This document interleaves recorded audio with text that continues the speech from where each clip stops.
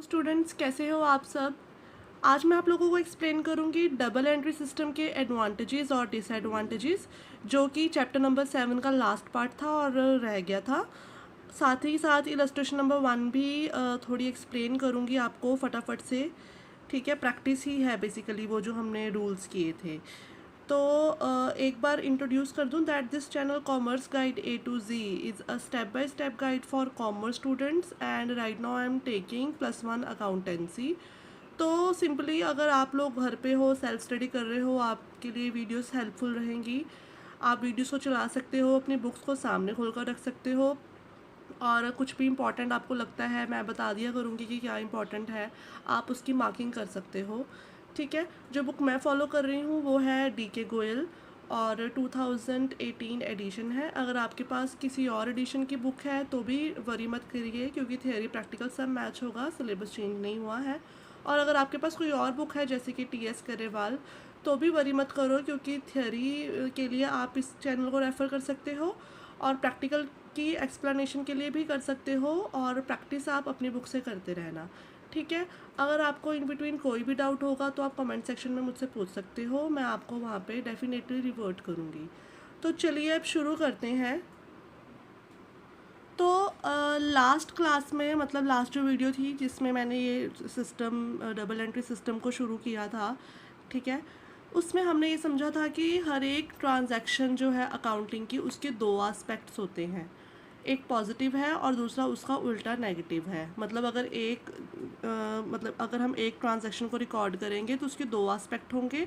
ठीक है, तो दूसरा एस्पेक्ट जो होगा वो नेचुरली ऑपोजिट होगा। ठीक है, अगर हम एक एस्पेक्ट को डेबिट देंगे तो दूसरे वाले को हम क्रेडिट देंगे। ठीक है, इस वजह से क्या हुआ कि हमने हर एक अमाउंट को दो बार रिकॉर्ड किया, एक बार डेबिट के अंदर और एक बार क्रेडिट के अंदर।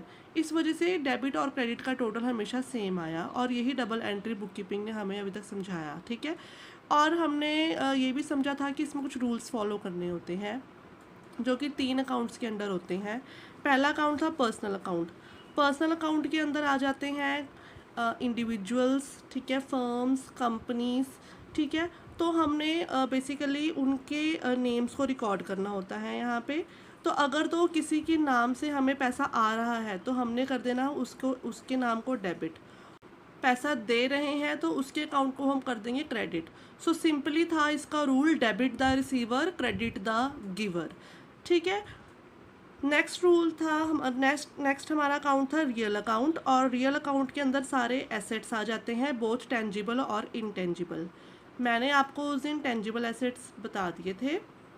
ठीक है, और इनटेंजिबल एसेट्स वो होते हैं जिसको कि हम टच और नहीं कर सकते, उसकी प्रेजेंस को फील नहीं कर सकते, जैसे कि होती है गुडविल, ठीक है, कॉपीराइट, ट्रेडमार्क एट्सेट्रा। तो यहाँ पे जो रूल लगता है that is debit what comes in and credit what goes out.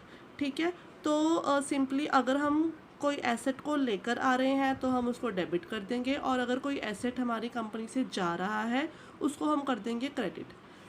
Last में हमने समझा था नॉमिनल अकाउंट, जो थर्ड अकाउंट था, that is this accounts record all the expenses, losses and incomes and gains. तो अगर तो इनकम गेन हो रही है तो हम उसको बोलते हैं क्रेडिट।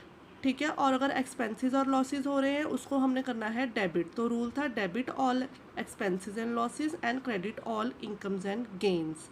ठीक है, तो इस तरीके से हमने इन तीनों अकाउंट्स को समझा था और उसके रूल्स को समझा था। अब हम फटाफट से कर लेंगे illustration number 1। In illustration number 1 there are total 23 transactions. तो 23 ट्रांजैक्शंस हैं यहाँ पे, और हमने इन सबको गो थ्रू करके ये देखना है कि वो कौन से अकाउंट के अंदर फॉल करती हैं। सबसे पहले है कैपिटल। कैपिटल जो होता है वो किसको डिनोट करता है? ओनर को, क्योंकि यहाँ पे हम ओनर कितने पैसे कंपनी में लेकर आया वो रखते हैं कैपिटल के अंदर। तो ओनर क्या हो गया? पर्सन इन्वॉल्व हो गया, और जहाँ पे पर्सन आ जाता है वहाँ पे हम उसको रिकॉर्ड करते हैं पर्सनल अकाउंट के अंदर। सेकंड है ड्राइंग्स। ड्राइंग्स भी ओनर को ही रिकॉर्ड करते हैं, ओनर के ने जो पैसा बिजनेस से निकाल लिया है, यहाँ पे जो लगाया और यहाँ पे जो निकाला। ठीक है, तो वो भी पर्सनल अकाउंट के अंदर आ गया। उसके बाद है कैश पेड। कैश हमारा एसेट होता है। ठीक है, तो अगर कोई कैश पे किया है तो वो सिंपली रियल अकाउंट के अंदर सारे क्या आते हैं? एसेट्स। उसी तरीके से कैश रिसीव, तो सिंपली कैश फिर एसेट है तो वो भी रियल अकाउंट के अंदर। कमीशन पेड हो गया मेरा एक्सपेंडिचर, तो nominal account. Commission received income होगी तो नॉमिनल अकाउंट। परचेजेज अकाउंट, अब सबसे पहले यहाँ पे ये दोनों न्यू टर्म्स आ गए, परचेजेज और सेल्स। वैसे मैंने एक वीडियो बनाई हुई है टर्म्स पे, आप उसको भी देख सकते हो। परचेजेस, जब भी हम उन चीज़ों को परचेज़ करते हैं जिस बिज़नेस में हम डील कर रहे हैं, मतलब परचेजेस ऑफ गुड्स, ठीक है, तो उसको हम बोलते हैं परचेजेस। और अगर हम उन्हीं चीज़ों को बेच रहे हैं जिसमें हम डील कर रहे हैं, मतलब जिसका हम बिज़नेस कर रहे हैं, तब हम बोल देते हैं सेल्स। अगर मैंने फर्नीचर परचेज़ किया तो परचेजेस नहीं बोलेंगे, तब हम बोलेंगे परचेज ऑफ फर्नीचर या फर्नीचर परचेज्ड। अगर अकेला परचेज लिखा हुआ है, इसका मतलब यहाँ पे बात हो रही है गुड्स की।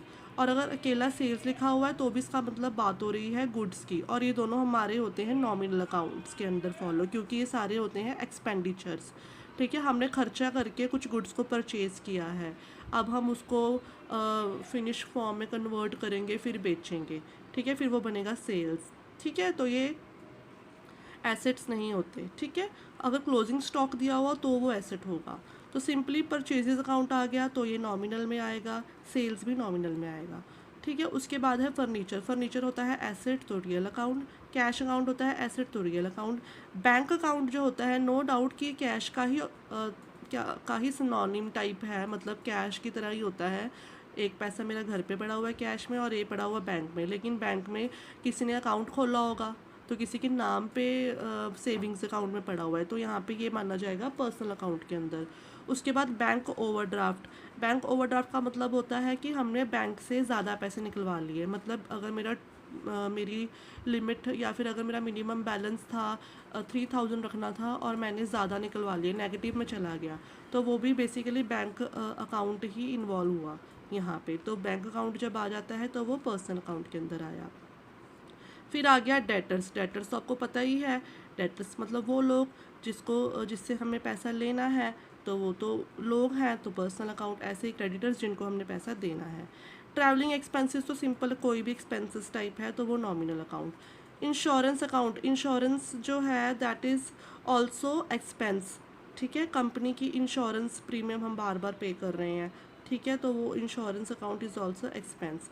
इंश्योरेंस प्रीपेड, मतलब मैंने इंश्योरेंस की एडवांस में पेमेंट कर दी है, ठीक है। तो जब भी ना राजे कोई भी एक्सपेंडिचर प्रीपेड या आउटस्टैंडिंग हो जाता है ना, तो उसको हम पर्सनल अकाउंट बोलते हैं, ठीक है। उसका रीज़न मैंने आपको पहले भी समझाया था कि ये ना मतलब कुछ ग्रुप ऑफ पीपल आ जाते हैं यहाँ पे, मतलब जैसे सैलरीज़ की भी एग्जांपल दी थी मैंने आपको कि कुछ लोगों को मैंने सैलरीज़ नहीं पे की, तो वो हो गया सैलरीज़ आउटस्टैंडिंग। तो कुछ लोगों को ही नहीं पे की ना, तो जब भी हम एक ग्रुप बना लेते हैं किसी चीज़ का, या तो वो प्रीपेड हो या आउटस्टैंडिंग हो, उसको हम हमेशा पर्सनल अकाउंट के अंदर रिकॉर्ड करते हैं उन एक्सपेंडिचर्स को, ठीक है। जैसे यहाँ पे मान लो कमीशन पेड है ना, ये नॉमिनल अकाउंट के अंदर है। अगर होता कमीशन आउटस्टैंडिंग की कमीशन मैंने अभी तक पे नहीं करी, आउटस्टैंडिंग हो गई है, तो अगर आउटस्टैंडिंग लिखा होता तो वो पर्सनल अकाउंट के अंदर आता, ठीक है। अब है बैड डेट्स का मतलब होता है मुझे डेटर्स ने पैसे नहीं दिए, वो मेरे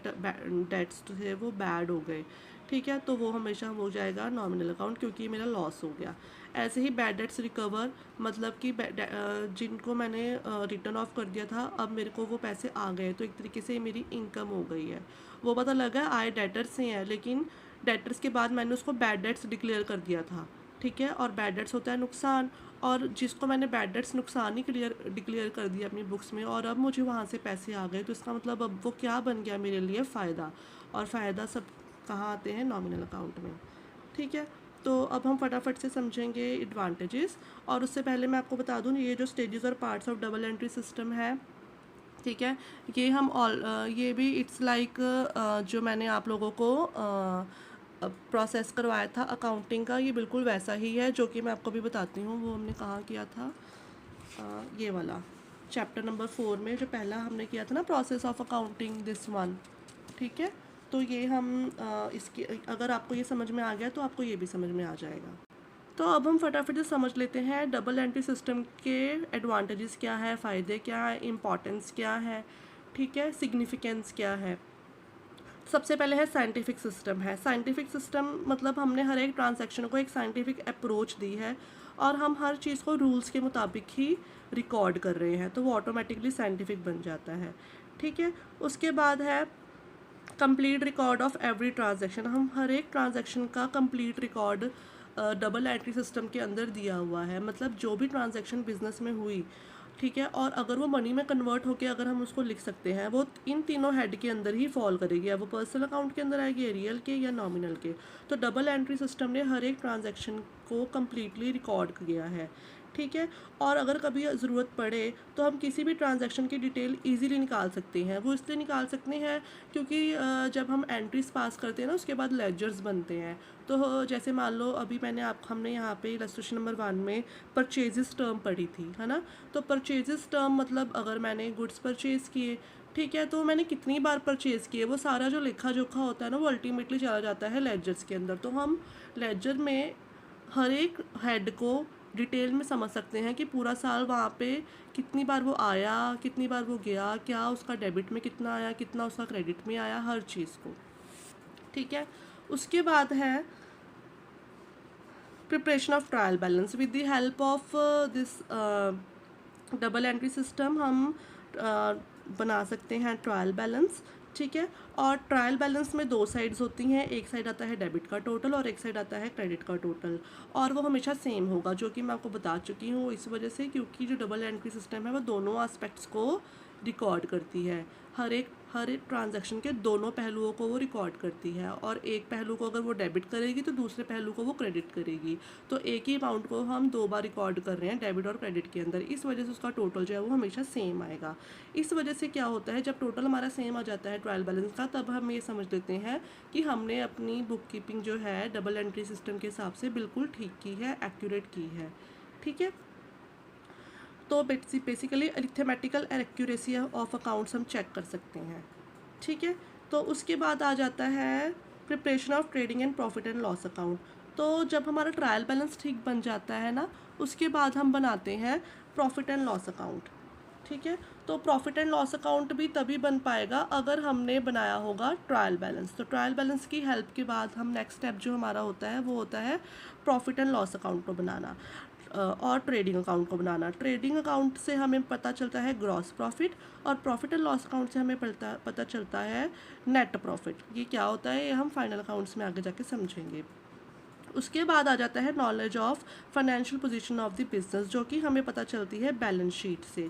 तो जब हम ये बना लेते हैं ना, उसके बाद हम बनाते हैं बैलेंस शीट, और बैलेंस शीट में हमें फाइनेंशियल पोजीशन पता चलती है। हमें ये पता चलता है कि कंपनी के पास कितने एसेट्स हैं, और हमें ये पता चलता है कि कंपनी के पास एसेट्स किस फॉर्म में है, कितना कैश लूज पड़ा हुआ है, कितने फिक्स्ड एसेट्स हैं, कितने करंट एसेट्स हैं, और हमें ये पता चलता है लाइबिलिटी साइड उसके ऊपर कितना उधार पड़ा हुआ है।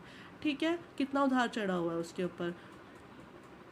तो नेक्स्ट है उसके बाद नॉलेज ऑफ वेरियस इंफॉर्मेशंस। हमें और भी बहुत सारे क्वेश्चंस के जवाब मिलते हैं with the help of double entry system, जो कि होते हैं ये क्वेश्चंस। पहला क्वेश्चन है what is the amount of sales purchase and closing stock. हमने कितने अमाउंट का सामान बेचा है, हमने कितने अमाउंट के गुड्स को परचेज़ किया है, हमारे पास स्टॉक में कितना अमाउंट पड़ा हुआ है।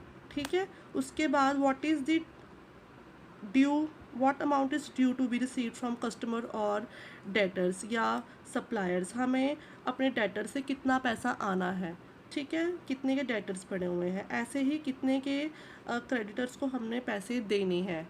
ठीक है, तो ये हमें पता चल जाती हैं ये सब चीज़ें। उसके बाद है विच amount has been paid on account of each head of expense separately. हमें ये पता चलता है कि कौन कौन से एक्सपेंसेस कंपनी ने पहले तो टोटल कितनी अमाउंट के एक्सपेंसेस पे किए, और उसके बाद हर एक एक्सपेंस मतलब एक्सपेंसेस के हेड भी पता चल जाते हैं।